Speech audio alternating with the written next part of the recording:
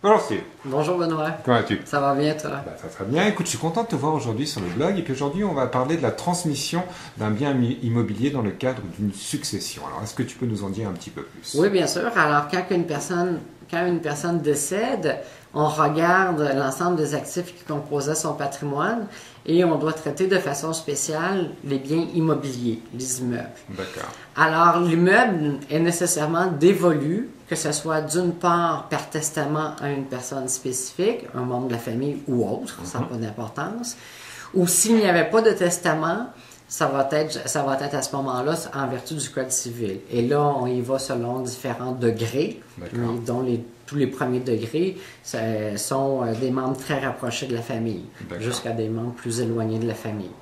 Alors, par conséquent, c'est bien évident que quand une personne décède, on ne peut pas mettre en vente immédiatement le dit immeuble parce qu'il ne fait plus partie du patrimoine du défunt. Il fait partie d'un patrimoine que j'aurais tendance à appeler pour les fins de notre blog fictif. C'est ça. C'est le patrimoine de la succession.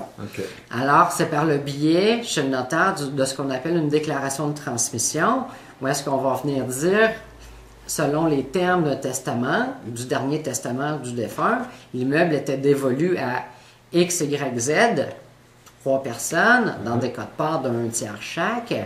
Et là, c'est une décision qu'on doit prendre comme notaire avec les représentants légaux de la famille, testamentaires ou légaux, à savoir, est-ce que je vous fais remise tout de suite de cet immeuble-là, parce que vous avez l'intention de le garder, vous trois par exemple, parce que c'est un investissement que vous ne voulez pas vendre, ou au contraire, vous avez l'intention de le mettre immédiatement en vente, auquel cas, ça peut être plus opportun, de garder ce qu'on appelle la saisine de l'immeuble, c'est-à-dire de garder l'immeuble dans ce patrimoine dit fictif de la succession, et ça sera à ce moment-là la succession qui donnera, par exemple, contrat de courtage à l'agent immobilier pour vendre et ce sera les exécuteurs testamentaires qu'on appelle désormais des liquidateurs qui signeront offre d'achat contre offre et suivront le processus de la vente et ce seront eux-mêmes qui signeront éventuellement l'acte de vente.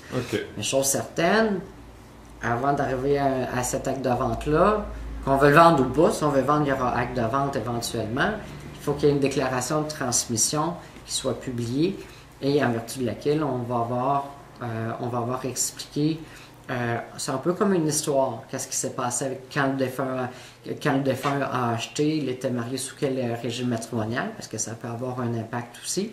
Est-ce qu'il y avait un testament ou pas, dépendamment s'il y avait un testament ou pas, à qui c'est donc dévolu. Est-ce que ces personnes-là se font remise à eux-mêmes? Est-ce que les liquidateurs font remise à ces héritiers-là de l'immeuble? Ou la saisine, c'est-à-dire l'immeuble, est conservé dans les mains du patrimoine? Alors, c'est essentiel que ça puisse apparaître au registre foncier parce qu'on perd le droit de propriété lors de notre décès. Donc ça c'est, on a vu le principe de base là, de transmission d'un bien immobilier dans le cadre d'une succession.